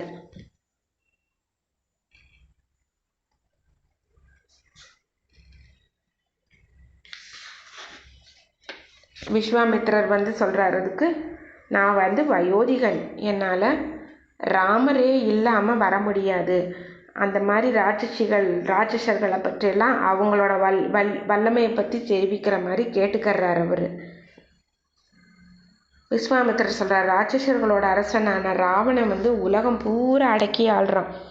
அவனை நேரடியாக தானே யாகத்துக்கு இடையூறு செய்யாமல் போகிற தருவாயில் ஆற்றல் இருக்கிற அந்த 2 ராட்சசர்களான மாரீசன் சுபாகுவை எங்களுக்கெல்லாம் இடையூறு பண்ணுறதுக்கு அனுப்புகிறான். ராவணனோட பேரை கேட்ட தசரத மகாராஜாவுக்கு பெரிய அச்சம் வந்துடுது. ராவணன் யாராலையும் யுத்தம் செய்ய முடியாது. அந்த 2 ராட்சசர்களே எனக்கும் என் பிள்ளைகளுக்கும் ரொம்ப கஷ்டத்தை பயத்தை கொடுக்கக்கூடியவங்களா இருக்காங்க. முனிவரே, என்னால் உங்கள் வேண்டுகோளை ஆதரிக்க முடியாது. உங்களோட என் மகனை அனுப்புகிற எண்ணத்தை என்னால் தாங்க முடியாது அப்படின்னு தசரதர் புலம்புறாரு. விஸ்வாமித்திரர் வேண்டுகோளை மறுத்த தசரதர் சோகத்தால் அப்படியே உன்மத்தம் பிடிச்ச மாதிரி பொருத்தமில்லாமல் சில வார்த்தைகளெல்லாம் சொல்லிகிட்டே புலம்பிகிட்டே இருக்கார். இதனால் முனிவர் வந்து ரொம்ப அவமானப்படுறது மாதிரி உணர்றாரு. உணர்ச்சி வசப்பட்ட விஸ்வாமித்திரர் கோபமாயிடுறாரு. ஒரு சமயம் அறிவில்லாத அரசனே அப்படின்னு ஆரம்பிச்சிடுறாரு. உன்னோட அடக்கமே இல்லாத இந்த தன்மை வந்து உன்னோட வம்சத்தோட வீழ்ச்சிக்கு காரணமாயிடும். நீ என் நோக்கத்தை வந்து நிறைவேற்ற வாக்களிச்ச, ஆனால் இப்போ என் வாக்க மீறுற. இதுவரை ரகு வம்சத்தில் பிராமணனுக்கு அவமதிப்பு ஏற்பட்டதா கேள்விப்பட்டதில்லை. தகுதியற்ற இந்த இடத்துல விட்டு நான் உடனே போவேன் அப்படின்னு சொல்கிறார். விஸ்வாமித்திரர் உடம்பு கோபத்தால் நடுங்குது. இதனால உலகம் முழுக்க நடுங்குச்சு. ஸ்வர்க்கத்தினர் கூட அச்சமாயிடுறாங்க. அப்போ வசிஷ்டர் வந்து தசரதன்கிட்ட வந்து சொல்கிறார் பின்வருமாறு. எப்படின்னா, அரசனை நேர்மையை விட்டுட்டு கடமையை மட்டும் நினைக்கக்கூடிய அந்த ஒரு சிறப்பு உங்ககிட்ட இருந்து போக்கு விட்டுறாதீங்க. நீங்கள் கொடுத்த வாக்குறுதியை நிறைவேற்றுங்க. விஸ்வாமித்திரருக்கு அவருடைய சொல்படி கேட்டு பிள்ளைகளை அனுப்புங்க அப்படின்னு. முன்னாடி தசனோட பெண்களான ஜயா, சுப்ரபா அப்படின்னு 2 திவ்ய அஸ்திரங்கள் சிவன் வந்து விஸ்வாமித்திரர் ராஜாவாக இருந்தப்போ அவருக்கு கொடுத்தாரு. விஸ்வாமித்திரர் இந்த ஆயுதங்களை கண்டிப்பாக ராமருக்கு கொடுப்பாரு. அதுவும் இல்லாமல் ராட்சசர்களை கொல்ற ஆற்றலையும் கொடுப்பாரு. மாரிசன், சுபாகு இவங்களெல்லாம் சீக்கிரம் கொல்ல முடியாமல் ஒன்றும் கிடையாது முனிவரால். அவரால் கொல்ல முடியும். ஆனால் உங்கள் உதவியை நாடுறதுக்கு காரணம் உங்களுடைய பிள்ளையுடைய மதிப்பை உயர்த்துகிறதுக்கு தான் அப்படின்னு சொல்கிறாரு. குருவோடைய வார்த்தையை கேட்ட உடனே தசரத மகாராஜாவுடைய பயம் போயிடுது கொஞ்சம். ஆனால் மனம் வந்து ஒரு அளவுக்கு சாந்தி அடைஞ்சிருது. அப்புறம் மகிழ்ச்சியோட தன் மகனை விஸ்வாமித்திரரோட அனுப்புறதுக்கு சம்மதிக்கிறாரு. முனிவரும் ரொம்ப சந்தோஷமாயிடுறாரு. தசரதர் தன் குழந்தை ராமரை அழைச்சிட்டு வர்ற மாதிரி கட்டளையிடுறாரு. அப்புறம் ராமரை விட்டு இணை பிரியாமல் இருக்கக்கூடிய லக்ஷ்மணனும் தன் மூத்த சகோதரர் ராமரோட வர்றாரு. அரசன் விஸ்வாமித்திரரோட வேண்டுகோளை ஏற்றுட்டு விவரமாக சொல்லி தன் மகன்களோட சிரசை ரொம்ப கனிவோடு அப்படியே முகர்ந்து பார்க்குறாரு. ராமரும் லக்ஷ்மணும் வில்லும் அம்புமா அப்படியே பின்தொடர முனிவர் தன்னோட இடத்துக்கு போகிறாரு. இந்த 3 பேரும் அரண்மனை விட்டு வெளியே வர்றப்போ தேவர்கள் எல்லாம் பூமாரி பொழியிறாங்க. துந்துபி நாதம், மெல்லிய எசை எல்லாம் காற்றுல அப்படியே தவழ்ந்து வருது. கூடிய சீக்கிரத்தில் விஸ்வாமித்திரர், ராமர், லக்ஷ்மணர் இவங்கெல்லாம் அயோத்தியை விட்டுட்டு ரொம்ப தூரம் போயிடுறாங்க. சரையு ஆற்றங்கரைக்கு கிட்டத்தட்ட ஒரு 24 கிலோமீட்டர் கடந்ததுக்கப்புறம் விஸ்வாமித்திரர் நிற்கிறாரு. அப்போ ராமரை பார்த்து சொல்கிறார், அப்பா ராமா, ஆற்றோட தண்ணீரால் ஆசமனமெல்லாம் பண்ணி உன்னை சுத்தப்படுத்திக்கோ, பலா அதிபலா அப்படின்னு 2 மந்திரத்தை நான் உனக்கு இப்போ உபதேசிக்கிறேன் அப்படின்னு. கற்றுட்டதுக்கப்புறம் நீ உனக்கு களைப்பு எல்லாம் உடம்புல இருக்கிறதெல்லாம் போயிடும். உன்னோட இந்த ஆற்றல் வந்து உனக்கு முன்னாடியே தான் இருக்குது. இருந்தாலும் வந்து நல்லதுக்கு நான் இதை வந்து உபதேசம் செய்கிறேன் அப்படிங்கிறாரு. பலா அதிபலா இந்த மந்திரங்களை முறையாக ராமர் கற்றுக்கிறாரு. அவருடைய அறிவு ஏற்கனவே 1000 சூரியன்களுக்கு மின்னாலுமே இன்னமும் ரொம்ப ஒரு தெளிவாக இருக்கார். சரையு ஆற்றுக்கரையில் விஸ்வாமித்திரரோட ராம லக்ஷ்மணர்கள் அன்னைக்கு ராத்திரி பொழுது ரொம்ப சந்தோஷமாக கழிக்கிறாங்க. மறுநாள் அவங்க சரையு கங்கை சங்கமத்தை அடையிறாங்க. அங்கே ரிஷிகள் வசிச்சுட்டு வந்து ஆசிரமத்தை காட்டிட்டு ராமர் அதை பற்றி சொல்கிற மாதிரி விஸ்வாமித்திரர்கிட்ட கேட்டுக்கிறாரு. விஸ்வாமித்திரர் சொல்கிறாரு, சிவபெருமான் தன் தவத்துக்கு தடங்களாக இருக்கக்கூடிய மன்மதன ஆகி எரிச்ச சாம்பலாக்கின இடம்தான் இது அப்படிங்கிறாங்க. ஆசிரமத்தில் இருக்கிற முனிவர்கள் இவங்களை வரவேற்கிறாங்க, உபசரிக்கிறாங்க. அன்னைக்கு இந்த 3 பேரும் இரவு பொழுதே அந்த ஆசிரமத்தில் கழிச்சிடுறாங்க. அதுக்கடுத்த நாள் காலையில் இவங்க கங்கை கரைக்கு போகிறாங்க. கங்கையோட நடு ஆற்றில் ராமர் அருவியோட ஓசையை ரொம்ப தெளிவாக கேட்குறாரு. அங்கே அருவி ஏற்படுறதுக்கான காரணம் எதுவுமே இல்லை. ஆனால் ராமர் இந்த காரணத்தை முனிவர்கிட்ட கேட்குறாரு. அதுக்கு முனிவர் சொல்கிறாரு, முன்னொரு காலத்தில் பிரம்மா வந்து ஒரு பிரம்மாண்டமான ஒரு ஏரியை மனசால் படைச்சாரு. அதனால அதுக்கு மானசரோவரம் அப்படின்னு பேராச்சு. அந்த ஏரி தான் சரையு தோற்றத்திற்கே மூல காரணம் அதுதான். மானசரோவரோட தண்ணி கீழே பாஞ்சிட்டு கங்கையில் கலக்கிற ஒளி தான் இது நீ கேட்டுட்ருக்கிற. ராமா, இந்த புனிதமான இடத்த நீ வணங்கி வழிபட்டுக்கோ, நல்லதா அப்படிங்கிறாரு. கங்கையோடைய தென்கரையை அடையிறாங்க. அங்கே யாருமே வசிக்காத ஒரு அடர்ந்த காட்டை பார்க்குறாரு ராமர். அது பெரிய பாலடைஞ்ச பெரிய காடாக இருக்குது. பார்க்குறதுக்கே பயமாக இருக்குது, அச்சம் ஊட்டுறதா இருக்குது. அந்த காரணம் என்ன அப்படின்னு ராமர் முனிவர்கிட்ட கேட்குறாரு. அப்போ இந்திரன் விருத்தாசுரனை கொன்னதுக்கப்புறம் அவனை பிரம்மகத்தி தோஷம் பிடிச்சிக்கிச்சு. அதன் விளைவாக அவன் தன்னோட சிறப்பை போய்க்கிடுறான். அவனோட தோஷம் போகிறதுக்கு தேவர்கள் வேத மந்திரங்கள் எல்லாம் சொல்லி அவனை கங்கை நீரில் நீராட செய்கிறாங்க. தோஷத்தினால மாசு போய் கங்கை நீரை இங்கே கொட்டுறாங்க. இதனால இந்த இடம் இந்திரனோட பாவத்தால் மாசடைஞ்சிருச்சு. அப்புறம் இந்திரன் ஆசியால் மறுபடியும் வளமாயிடுச்சு. இது விளைவாக தான் இந்த 2 ராஜ்யங்களாக மாலடா கர்ஷா அப்படின்னு வந்துச்சு அப்படிங்கிறாரு. கொஞ்ச காலத்துக்கு அப்புறம் தாடகை அப்படிங்கிற ஒரு பெண் ராட்சசி எங்கள் மக்கள் எல்லாத்தையும் கஷ்டப்பட வச்சா ரொம்ப. குந்தன் அப்படிங்கிற ஒரு ராட்சசனோட மனைவி. இவனோட மகன்தான் மாரீசன். அவனை கொல்றதுக்கு தான் நான் உன்னை கூட்டிகிட்டு வந்தேன். தாடகையோட தொல்லையால் துன்புற்றுட்டு இருந்த மக்கள் கொஞ்சம் கொஞ்சமாக இந்த இடத்த விட்டுட்டு போயிட்டாங்க. இப்போ இது முழுசாக பாலடைஞ்சிருச்சு. ராமா, இந்த பெண் அரக்கியை இன்றைக்கே நீ அழிச்சிட்டு இந்த நாட்டில் இருக்கிற பாரம் கஷ்டம் எல்லாத்தையும் போக்கிடு. இதுதான் என் விருப்பம் அப்படின்னு. இவள் உயிரோடு இருக்கிற வரைக்கும் இந்த காட்டுக்குள்ளே வர்றதுக்கு யாருக்கும் துணிவில்லை. ராமா, தாடகை ரொம்ப மோசமான ஒரு அரக்கி. பெண் அப்படின்னு கொல்றதான் நீ யோசிக்காத, அதை ஒதுக்கிடு. ராமர் சொல்கிறாரு, நீங்கள் என்னோட குரு, அதனால நான் உங்களோட ஆணையை கேட்குறது எனக்கு கடமை. தன்னோட வில்லோட நாணை இழுத்து சப்தத்தை உண்டு பண்ணுறாரு. இந்த சப்தம் எதிரொலி 4 திசையிலையும் பரவி எல்லா ஜீவன்களையும் பயமுறுத்துது. இந்த பயங்கரமான ஒலி தாடகையோட குகைக்கு போகுது. இதை கேட்ட தாடகை ரொம்ப கோபமாயிடுறா. தாடகை ஆகாய மார்க்கமாக அந்த இடத்த பார்த்து வேகமாக வர்றா. அவள் வர்றதை தெரிஞ்சுக்கிட்டார் முனிவர். உடனே அவர் சொல்கிறார், லக்ஷ்மணா, இந்த பாரு, ரொம்ப அச்சுறுத்துகிற ஒரு ஜீவனை பாரு. இந்த ஜீவன் பெண்ணாக இருக்கிறதால தான் இவளை நான் கொல்ல போகிறதில்ல. காலு கை 2ஐயும் நான் வெட்டிடுறேன் அப்படிங்கிறாரு. தாடகை தன்னோட மாயையை பயன்படுத்தி ஒரு செயற்கையாக ஒரு சூறாவளியை உருவாக்குறான். தூசினால் ஏற்பட்ட அந்த ஒரு மேகம் மண்டலம் அப்படி தூசியாக இருக்குது. ராமர் லக்ஷ்மணர் இவங்க 2 பார்வையையும் மறைக்குது. அப்புறம் கல்மலையாக பிழிய வைக்கிறா. ராமர் தன் மனசு நிலையை ஒருமைப்படுத்திட்டு தன் வில்லுனால எல்லா கற்களையும் தூளாக்குறாரு. கைகளை வெட்டுறாரு. அப்புறம் ராமரால் துண்டு துண்டாக ஆக்கப்படுறா. காது மூக்கு இதெல்லாம் லக்ஷ்மணன் துண்டிக்கிறாரு. ஆனால் தாடகை திடீர்னு மறைஞ்சிருந்த தாடகை தொடர்ந்து கல்மலையை பொழியிறான். ராமா, அந்தி பொழுது நெருங்குது. இந்த நேரத்தில் அசுரர்களோட பலம் அதிகரிக்கும். நீ உன்னோட இரக்கமான அந்த குணத்தை விட்டுரு, தாடகையை உடனே கொன்று அப்படிங்கிறாரு விஸ்வாமித்திரர். விஸ்வாமித்திரர் ஆணைக்கு உட்பட்ட ராமர் அம்பு மாதிரி பழியிறாரு. ஆனால் திடீர்னு மறைஞ்சிருந்த தாடகை கண்ணுகளுக்கு தெரிஞ்சா. ராமன்ற நோக்கி அப்படியே பாயறா. எந்த சலனமும் அடையாத பயப்படாத ராமர் தன்னை நோக்கி பாயற அரக்கி மேலே பானத்தை வீசுறாரு.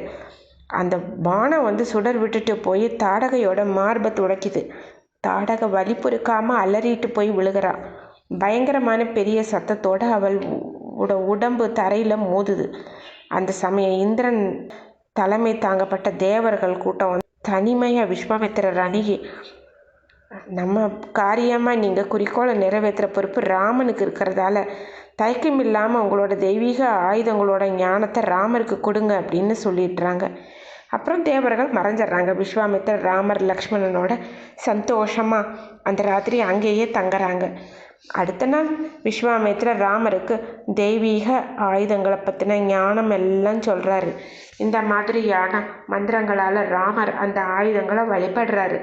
ஆயுதங்கள் உருவம் பெற்ற நிலையில் ராமர் முன்னால் தோன்றி, பகவானே, உங்களுக்கு எந்த விதத்தில் நாங்கள் தொன்று செய்யணும்னு கட்டளை போடுங்க அப்படின்னு பணிவாக எல்லாரும் விண்ணப்பிச்சாங்க. நான் உங்களை நினைக்கிறப்போ என் முன்னால் தோன்றணும், அதுதான் என் வேண்டுகோள் அப்படின்னு ராமர் சொல்கிறாரு. தெய்வீகம் பொருந்தின அந்த அஸ்திரங்கள் மறைஞ்ச உடனே விஸ்வாமித்திரர் ராமர் லக்ஷ்மணர் உங்கள் பயணத்தை தொடங்குறாங்க. பகல் நேரத்துக்கு அப்புறம் விஸ்வாமித்திரரோட ஆசிரமத்தான சித்தாசிரமம் அப்படின்னு அந்த இடத்த அடையிறாங்க. விஸ்வாமித்திரரோட சிஷ்யர்கள் தங்கள் குரு ராமலக்ஷ்மணர்கள் இவங்களெல்லாம் வரவேற்கிறாங்க. விஸ்வாமித்திரர் ராமரை பார்த்துட்டு சொல்கிறாரு, ராமா, முன்னாடி இந்த இடம் வாமனருடைய இருப்பிடம். எல்லா ஜீவன்களுக்கும் அதிபதியாக நீ இப்போ மனுஷனாய் அவதரிச்சிருக்கிற அதிபதியாக இருக்கக்கூடிய நீ. இந்த புண்ணிய கஷேத்திரம் பிறப்பு இறப்பு இந்த சுழலை நீக்கிற சக்தி இருக்கிறது. நீ உன்னோட இருப்பிடமாகவே நினச்சிக்கோ அப்படிங்கிறாரு. விஸ்வாமித்திரர் தன்னுடைய யாகத்தை ஆரம்பிக்கிறதுக்கு எல்லா ஏற்பாடுகளையும் செய்ய தொடங்குறார். ராமரும் லக்ஷ்மணரும் வெல்லும் பானமும் கையில் ஏந்திட்டு யாகசாலையை காத்துட்டு வந்தாங்க. இப்படி ஒவ்வொருத்தரும் தங்களோட தூக்கத்தை விட்டுட்டு 6 நாட்கள் இரவு பகல் அப்படின்னு எந்த ஒரு அசம்பாவிதமும் நடக்காமல் கழிச்சாங்க. ஆனால் ஆபத்தான அந்த 6ஆம் நாள் சோமரசம் கறக்கிறப்போ யாகத்தி கொழுந்து விட்டு எரிஞ்சிச்சு. இது இயற்கையாக ராட்சசர்கள் வருகைக்கு அறிகுறியாக சொல்லப்படுது. அடுத்த கணம் பார்த்தா யாகத்தில் ஒரு தீ வர்றது யாகத்திலேயே. மறு நிமிஷம் ஆகாயத்தில் ஒரு பெரிய சத்தம் கேட்குது. எந்த ஒரு முன்குறிப்பு எதுவுமே இல்லை. மாரீசன் சுபாகு தன்னோட அந்த பெரிய அசுர கூட்டத்தோடு பாஞ்சு வர்றாங்க. கீழே தன்னோட மாய சக்தியால் யாக குண்டங்களை ரத்தம் சீல் மலம் சிறுநீர் மாமிசம் அப்புறம் இதர பொருட்கள் எல்லாத்தையும் தொடர்ந்து கொட்டி யாகத்தை அசுத்தப்படுத்துகிறாங்க.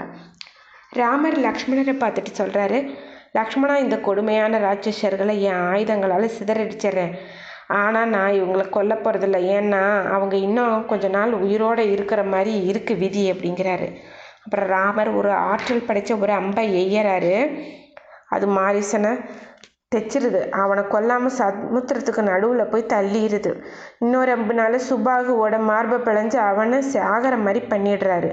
3ஆவதாக ராமர் தன்னோட தெய்வீக அம்புனால எஞ்சி இருந்த அரக்கர்கள் எல்லாத்தையும் கொண்டுட்டு அந்த இடத்துல அமைதியை நிலநாட்டுறாரு. சித்தாசிரமத்தில் வசிக்கிற முனிவர்கள் எல்லாம் ராமரை பாராட்டுறாங்க. அன்னைக்கு சாயந்தரம் வேள்வி வெற்றிகரமாக முடியுது நல்லபடியாக. அன்னைக்கு இரவு பொழுது ராமர் முனிவர்கள்கிட்ட, பிராமண உத்தமங்களே, உங்களோட ஆசிரமம் இடையூறு இல்லாமல் ஆயிடுச்சு. இப்போது நாங்கள் செய்ய வேண்டிய சேவை ஏதாவது இருக்குதா அப்படின்னு கேட்குறாரு. விஸ்வாமித்திரரோட தூண்டுதலால் முனிவர்கள் எல்லாம் மிதிலையில் ராஜ்யத்தில் அந்த நாட்டு ராஜா ஜனகர் அவர் ஒரு சிறப்பான ஒரு வேள்வியை நடத்துகிறதால நாங்கள் எல்லாம் மிதிலைக்கு போய்கிட்டு இருக்கிறோம். 2 சகோதரர்களான நீங்களும் எங்களோட வருவீங்கன்னு நம்புகிறோம், ஆசைப்படுறோம் அப்படிங்கிறாங்க. அங்கே ஒரு விசித்திரமான வில்லு யாகசாலையில் வைக்கப்பட்டிருக்குது. இந்த வில்லு சிவபெருமானுக்கானது. சிவபெருமான் இந்த வில்லை தேவருக்கு கொடுத்தாரு. தேவர்கள் இதை மிதிலையில் அரசனான தேவவர்தனுக்கு கொடுத்தாங்க. பல காலங்கள் ஆயிடுச்சு. இந்த வில்லு ரொம்ப பயமுறுத்தக்கூடியது. ஏன் அப்படின்னா, இந்த தேவர்களால் கூட முறிக்க முடியாதுன்னா மனுஷங்களால் எப்படி முடியும்? இந்த மிதிலையில் ரொம்ப காலமாக இருக்குது. இந்த வில்லை பூக்கள் சந்தனத்தால் பல மங்கள வஸ்துக்களால் பூஜிக்கப்பட்டுக்கிட்டு வந்துட்டுருக்குது. அப்புறம் ராமர் முனிவர்களோட ரொம்ப சந்தோஷமாக நான் வர்றேன்னு சொல்லிடுறாரு. ஜனகரும் நடத்துகிற யாகத்துக்கு வேண்டுற திரவங்களில் 100 வண்டிகள் ஏற்றப்பட்டு யாத்திரைக்கான ஏற்பாடுகள்லாம் நடக்குது. 100 வண்டிகள் போகுது. நாளெல்லாம் யாத்திரை செஞ்சு பயணிகள் சோன் அப்படின்னு அந்த ஒரு ஆற்றங்கரையை அடையிறாங்க. அங்கே ராத்திரி தங்கிறதுக்கு தீர்மானமாகுது. மாலை ஆகுது. ராமர் லக்ஷ்மணன் விஸ்வாமித்திரரோட நெருங்கி நட்போடு ரொம்ப பழகிறாங்க. முனிவர்களோட பரந்த ஞானத்தோட பயனை அனுசரிச்சுட்டு ராமர் மிதிலைக்கு போகிற வழியில் தாங்க பார்த்த வரலாறுகளை பற்றிலாம் தெரிய விரும்புகிறாரு. அப்புறம் அடுத்த நாள் காலையில் அந்த யாத்திரைக்கு பயணத்தை தொடர ஆரம்பிச்சிடுறாங்க. சூரியன் மறையிற தருவாயில் கங்கை கரையை அடையிறாங்க. அன்னைக்கு சாயந்தரம் விஸ்வாமித்திரர் ராமனுக்கும் லக்ஷ்மணனுக்கும் கார்த்திகேயன் அதாவது முருகப்பெருமானோட பிறப்பை பற்றி கங்கை பூலோகத்துக்கு வந்த கதை இதெல்லாம் சொல்கிறாரு. அதுக்கு அடுத்த நாள் காலை பயணிகள் கங்கையை கடந்து விஷாலா அப்படிங்கிற ஒரு நகரத்துக்கு போகிறாங்க. விஷாலா நகரத்தில் அரசன் சுமதி நகரத்தோட புறத்தில் விஸ்வாமித்திரரை வரவேற்கிறாரு. பயணிகள் தொடர்ந்து மிதிலையோட எல்லை அடைகிறாங்க. அங்கே ஒரு பாலடைஞ்ச ஆசிரமத்தை ராமர் பார்த்துட்டு அதை பற்றி விசாரிக்கிறாரு. விஸ்வாமித்திரர் சொல்கிறாரு, முன்னாடி இந்த ஆசிரமம் கௌதம முனிவருக்கு சொந்தமானது. அந்த முனிவர் தம் மனைவியோடு தான் இங்கே தவம் செஞ்சிட்ருந்தார். விஸ்வாமித்திரர் அந்த வரலாறை சொல்ல ஆரம்பிக்கிறாரு. ஒரு நாள் கௌதம முனிவர் வெளியில் போன சமயம் அறிஞ்சு இந்திரன் கௌதம முனிவர் போல தோற்றம் வாங்கிட்டு அந்த ஆசிரமத்தை அடையிறான். கௌதம முனிவர் அணுகி தன்னோட தவறான நோக்கத்தை அவன் நிறைவேற்றிக்கிறான். அந்த சமயம் கௌதமர் போல உருமாறி நிற்கிற இந்திரன் அப்படின்னு தெரிஞ்சும் அகலிகை சரின்னு சொல்லி அவங்களும் தவறான நோக்கத்துக்கு உடன்பட்டுறாங்க. அப்போது கௌதமரோட பெருசினத்திலிருந்து தன்னை காப்பாற்றுற மாதிரி இந்திரன் கிட்ட வேண்டான். இந்திரன் சொல்கிறான், பயப்படுறதில்ல, நான் உடனே போயிடுறேன் அப்படின்னு. என்னை யாராலும் பார்க்க முடியாதுன்னு சொல்கிறான். ஆனால் விதிவசத்தால் கௌதமர் குளிச்சுட்டு வர்றப்போ இந்திரன் தன்னை மாதிரியே உருவமாய் இருந்து பதுங்கிறத பார்க்குறாரு. அவனோட ஒழுக்கம் இல்லாத ஒரு நடத்தையை புரிஞ்சுக்கிறாரு. ரொம்ப கோபமாகி இந்திரனை பார்த்து, நீச புக்தி உள்ளவனே, இந்த மாதிரி கேவலமான ஒரு முறையில்லாத ஒரு செய்கையினால சாபங்கள்லாம் போடுறாரு. ரொம்ப அந்த சாபத்தை இந்திரனும் வாங்கிக்கிறான். அப்புறம் ஆசிரமத்தில் கௌதமர் தன் மனைவியையும் பார்த்துட்டு, மானத்தை இழிவானவளே, இந்த மாதிரி யாருக்காவது ஒரு உருவம் வாங்கி இந்த ஆசிரமத்தில் நீ தனியாகவே நீ இருப்ப, உன்னால் சாப்பிடவோ தண்ணி குடிக்கவோ இல்லாமல் சாம்பல் குவியல்லையே இருப்ப, ரொம்ப காலத்துக்கு அப்புறம் பகவான் ராமர் வரவால் உன் சாபம் நீங்கும், எல்லாமே உன்னுடைய தவறான இது எல்லாமே நீங்கிரும் அதனால் ராமருடைய வரவால், அப்புறம் நீயோட கணவன் மனைவியாக நீ அப்போ தான் வருவேன்ட்டு சபிச்சுட்டு போயிடுறாரு. இந்த மாதிரி கௌதமர் இமயமலையை நோக்கி போகிறாரு. இதுக்கிடையில் தேவலோகத்தில் தேவர்களுக்கு இந்திரன் சொல்கிறான், கௌதம முனிவர் என் கதவியை கைப்பற்ற செஞ்ச தவத்தை அவருக்கு சினத்தை உண்டாக்கி அவர் முயற்சியை முறியடிச்சிட்டேன். ஆனால் ஒரு அதிர்ஷ்டவசமாக இந்த மாதிரி ஆயிடுச்சு, ஒரு அசம்பாவிதம் தனக்கு அப்படின்னு சொல்கிறான். அதுக்கு ஏதாவது ஒரு வழி செய்யுங்க அப்படின்னோடனே இவங்க போய் தேவர்கள் பித்ருக்கள் கிட்ட போய் கேட்டு அப்புறம் ஒரு ஆட்டினுடைய ஒரு சில பாகங்களை எடுத்து இந்திரனுக்கு பொருந்த ஏற்பாடு பண்ணுறாங்க. விஸ்வாமித்திரர் ராமரை நோக்கி, ராமா, நாம் கௌதமரோட ஆசிரமத்துக்கு போவோம், அங்கே அகலிகையே ஆபத்திலிருந்து மீட்டு அப்படின்னு சொல்லி கூட்டிகிட்டு போகிறாரு. ராமர் ஆசிரமத்துக்குள்ளே நுழைஞ்ச உடனேயே அகலிகை யாருக்கும் புலப்படாத தன்னோட ரூபத்திலிருந்து மாறி பழைய ரூபத்தை அடையுது. துறவி கோலத்தில் அவள் ரூபம் ரொம்ப ஒளியாயிருது. ராமர் லக்ஷ்மணரும் ரொம்ப மரியாதையோட அவளோட பாதங்களை நமஸ்கரிக்கிறாங்க. அவளும் ராமரையும் லக்ஷ்மணரையும் விஸ்வாமித்திரரோட வரவேற்று விருந்தோம்பினான். உடனே தேவர்கள் துந்துபி நாதங்கள் பூமாரி எல்லாம் பொழிகிறாங்க. ராமரையும் லக்ஷ்மணரையும் மரியாதையோடு போற்றாங்க. அப்புறம் விஸ்வாமித்திரர், ராமர், லக்ஷ்மணர் அவங்களோட ஜனக மகாராஜா யாகசாலைக்கு போயிடுறாங்க. உலகத்தோட பல இடங்களில் இருந்து ஆயிரக்கணக்கான பிராமணர்களை பார்த்து ராமர் ரொம்ப சந்தோஷப்படுறாரு. விருந்தினர்களுக்கான தங்குற இடங்கள், கூடாரங்கள் எல்லாம் இருக்குது. யாகத்துக்கான ஏற்பாடுகள் நடந்துட்டுருக்கு. விஸ்வாமித்திரரோட வருகையை தெரிஞ்சிட்டு ஜனகர் அவரை வரவேற்கிறதுக்கு விரைஞ்சி வேகமாக வரார். முனிவர்களில் சிறந்த விஸ்வாமித்திரரை தன்னுடைய அதாவது உயர்ந்த ஒரு ஆசனத்தில் அமர வச்சுட்டு ஜனகர், முனிவரே, இந்த வேள்வி நிறைவு ஆகிறதுக்கு 12 நாள் ஆகும். தேவர்கள் தனிப்பட்ட முறையில் தோன்றி அவங்க ஹவிஸை ஏற்றுக்குவாங்க. உங்களோட வந்துட்டுருக்கிற இந்த சின்ன பிள்ளைங்க யார் அப்படின்னு கேட்குறாரு. இவங்க ரொம்ப தெய்வாம்சமான இருக்காங்களே அப்படின்றாரு. அப்புறம் சொல்கிறாங்க, இந்த 2 குழந்தைகளும் தசரத மகாராஜாவோட குழந்தைங்க. இவங்க பெயர் ராமர், லக்ஷ்மணர். என் யாகத்துக்கு இடையூறு செஞ்சிட்டு இருந்த ராட்சசர்களை கொல்றதுக்கு இவங்களை நான் அயோத்தியிலேருந்து கூட்டிகிட்டு வந்தேன். இப்போ நீ போற்றி பூஜிச்சுட்டு வந்துட்டுருக்கிற இந்த அற்புதமான சிவதனுசு, இந்த வில்லை பார்க்குறதுக்கு இங்கே வந்திருக்காங்க அப்படின்னு விஸ்வாமித்திரர் சொல்கிறாரு. எல்லோரும் அவங்க ஆசனங்களில் உட்கார்ந்ததுக்கப்புறம் ஜனக மகாராஜாவோட தலைமை ராஜகுரு கௌதம முனிவரோட ஜேஷ்ட குமாரன் சதானந்தர் ராமரோட கிருப்பையினால் தன்னோட சாப விமோச்சனம் அடைந்த கதையை கேட்டுட்டு விஸ்வாமித்திரர்கிட்ட கேட்குறார். விஸ்வாமித்திரர் ரொம்ப மகிழ்ச்சியாக இந்த கதையை விவரித்து சொல்கிறாங்க. அப்புறம் சதானந்தர் விஸ்வாமித்திரர்கிட்ட புகழ்பெற்ற ஒரு சரித்திரத்தை சொல்கிறார். அதாவது, நான் ஒரு சத்திரியனாக பிறந்து ஒரு பிரம்ம ரிஷியாக தன்னை உயர்ச்சிக்கிட்டு இருந்த விஸ்வாமித்திரரோட புகழை சொல்கிறாரு. அப்புறம் எல்லாரும் ஓய்வு பெறுறாங்க. அந்த இரவு ராத்திரி கழியுது ஓய்வில். அடுத்த நாள் காலையில் மகாராஜா ஜனகர் விஸ்வாமித்திரரையும் ராமர் லக்ஷ்மணரையும் மரியாதையோட வரவேற்கிறாரு, உபசரிக்கிறாரு. நல்லா ஏதோ சிறந்த காரணம் இல்லாமல் உங்களை மாதிரி உயர்ந்த மனிதர்கள்லாம் வரமாட்டாங்க. உங்கள் வரவு எந்த காரணத்து இருக்குது அப்படின்னு தெரிஞ்சுக்கிட்டா அதை நிறைவேற்றுறதுக்கு நான் கடமைப்பட்டிருக்கேன்னு ஜனகர் சொல்கிறார். அப்போ சொல்கிறாங்க, ரொம்ப நாளாக உன் குடும்பம் போற்றி வணங்கி பூஜிச்சுட்டு வந்த இந்த அற்புதமான வில்லை பார்க்கறதுக்கு தான் நான் ராமனையும் லக்ஷ்மணரையும் கூட்டிகிட்டு வந்தேன்னு விஸ்வாமித்தர் புன்வருவலாக சொல்கிறாரு.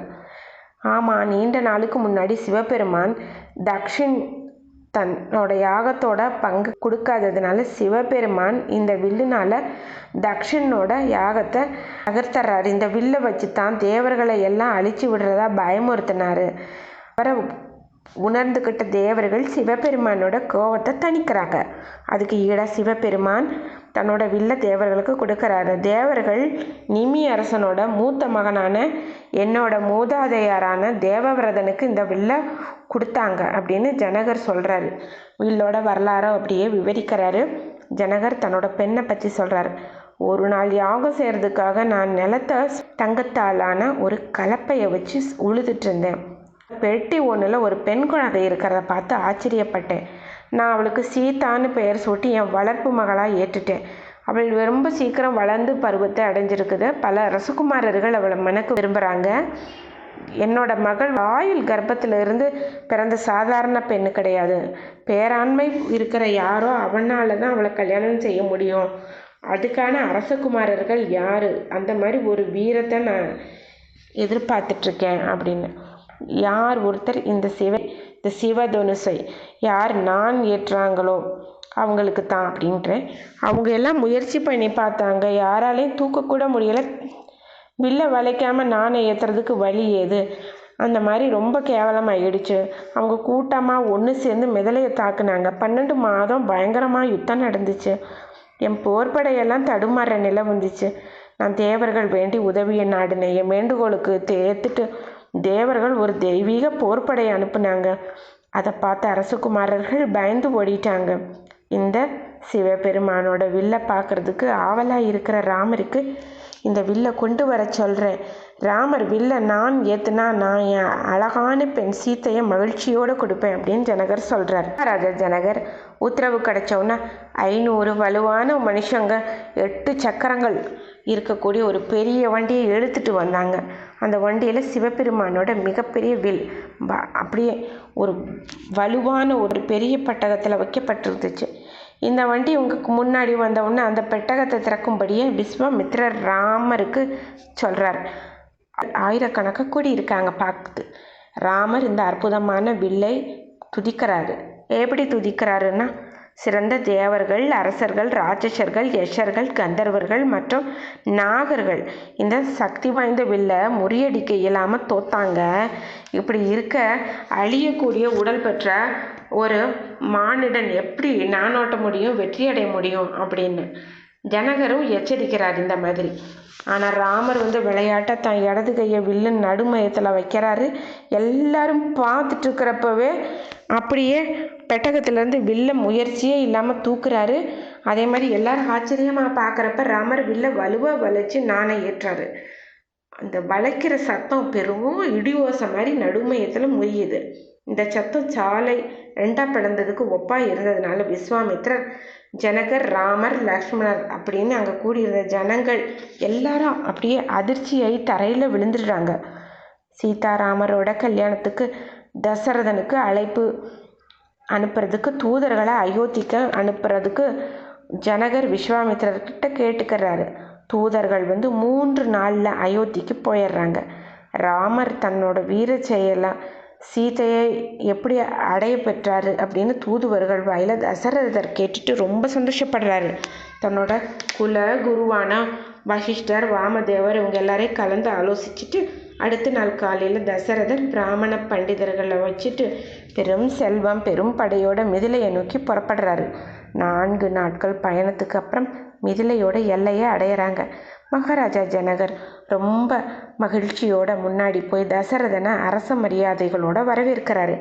மகாராஜா தசரதர் தன் பிள்ளைகளோட ஆலோசிச்சுட்டு மறுநாளே மங்களகரமாக நாளாக இருக்கிறதுனால கல்யாணம் தொடங்க ஏற்பாடு செய்ய தீர்மானிக்கிறாங்க.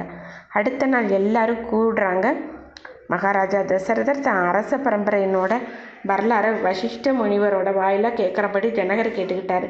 வசிஷ்டர் பேசி முடித்ததுக்கப்புறம் விஸ்வாமித்திரர் ஜனகரை தன்னுடைய 2 பெண்களான சீதை ஊர்மிளை முறையாக ராமருக்கும் லக்ஷ்மணருக்கும் தரும்படி கேட்டுக்கிட்டாரு. ஜனகர் முதல்ல தன்னுடைய அரசு மரபோட வரலாறு சொல்லி பெருமிதத்தோட தன் பெண்களை தசரத குமாரர்களுக்கு கொடுக்க சம்மதித்தார். கல்யாணம் தொடக்க விழா ஆரம்பமாயிடுச்சு. இந்த சமயம் விஸ்வாமித்தர் வசிஷ்டர் ஜனகரோட இளைய சகோதரர் குஷத்வஜ அவருக்கு பெண்கள் இருக்காங்க. அவங்கள பரதனுக்கும் சத்ருகனுக்கும் கல்யாணம் பண்ணி வைக்கும்படி கேட்டுக்கிட்டார். ஜனகர் மகிழ்ச்சியோட சம்மதிச்சாங்க. 3 நாட்களுக்கு அப்புறம் கல்யாண நாள் குறிக்கப்பட்டுச்சு. அன்னைக்கு சிறந்த முகூர்த்த நாள்.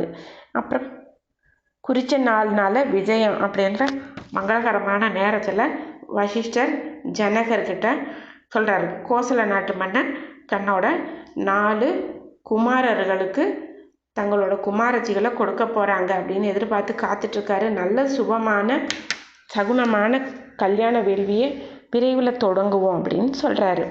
அதுக்கு ஜனகர் அரச விருந்தினரான அவர் தன்னோட சொந்த வீட்டுக்குள்ளே வர்றதுக்கு யாரோட உத்தரவு வேணும்?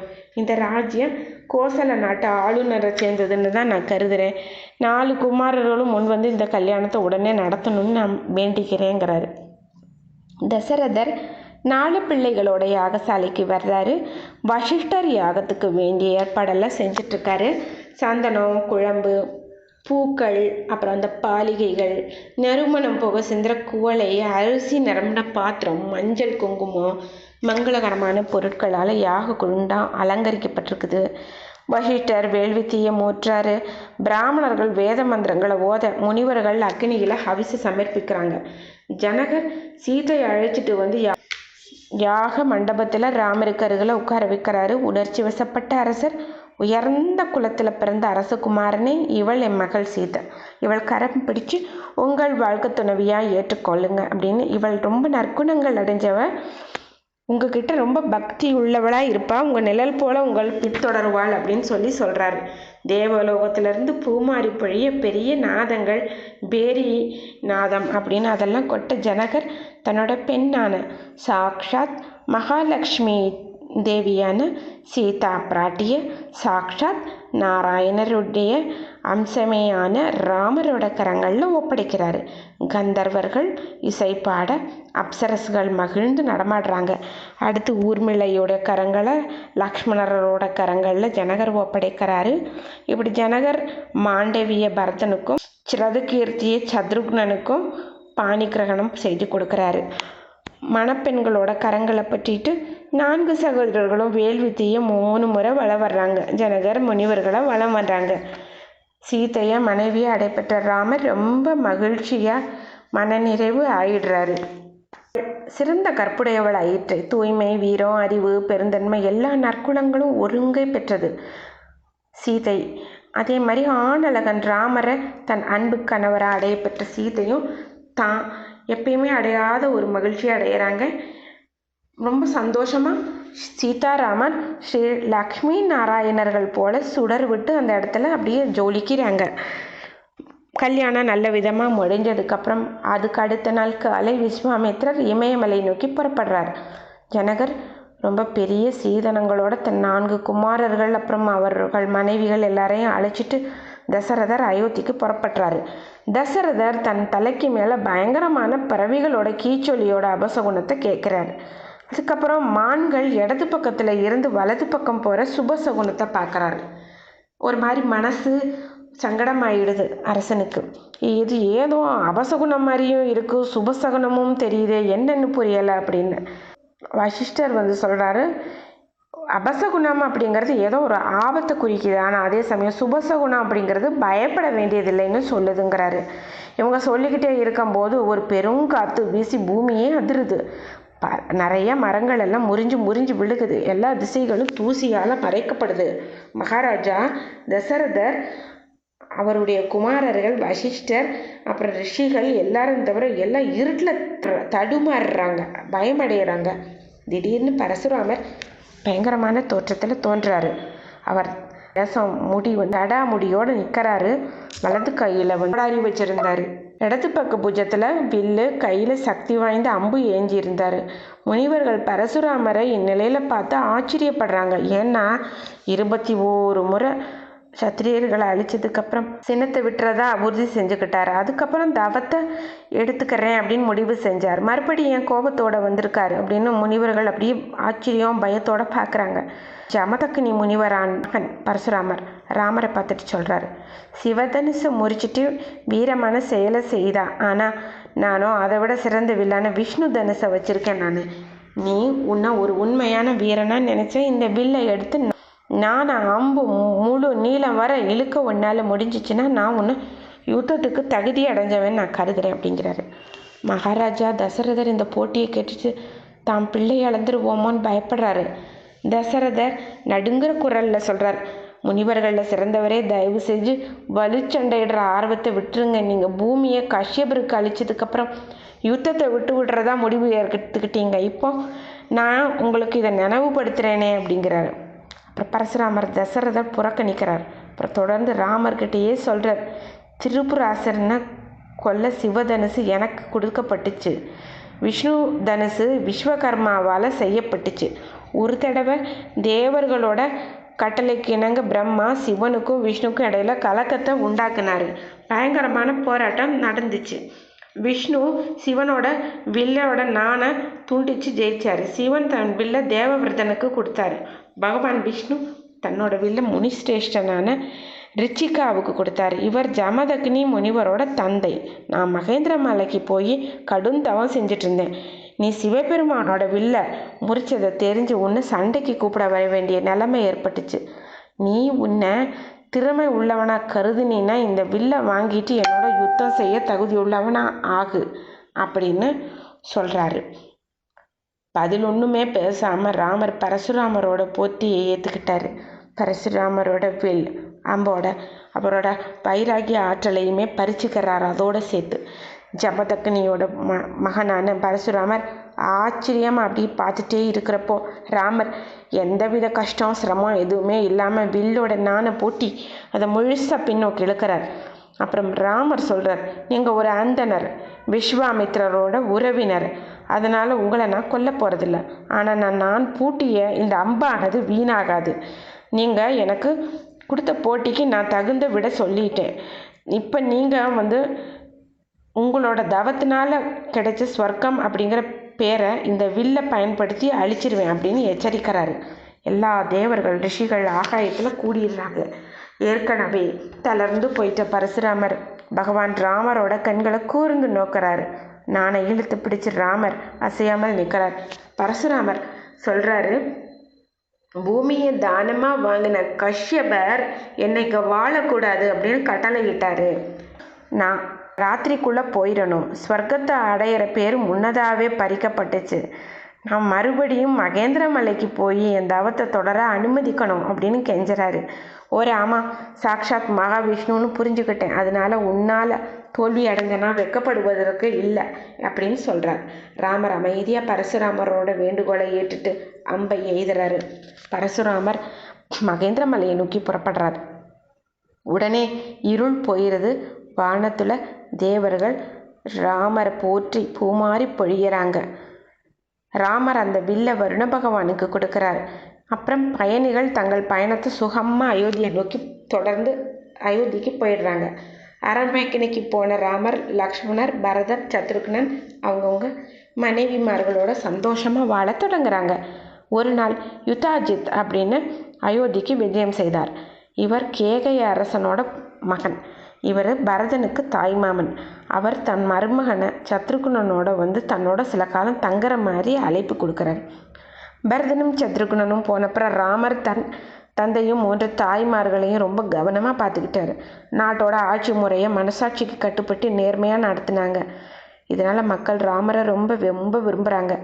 சீதா ராமர்களுக்கு இடையில் இயற்கையாகவே தோன்றின அந்த பற்று பிரியம் இது நாளுக்கு நாள் வலுவடையுது. அவங்க தங்களுடைய நற்குணங்களால் அழகால் ஒருவருக்கொருவர் ரொம்ப பிரியமாக இருந்தாங்க.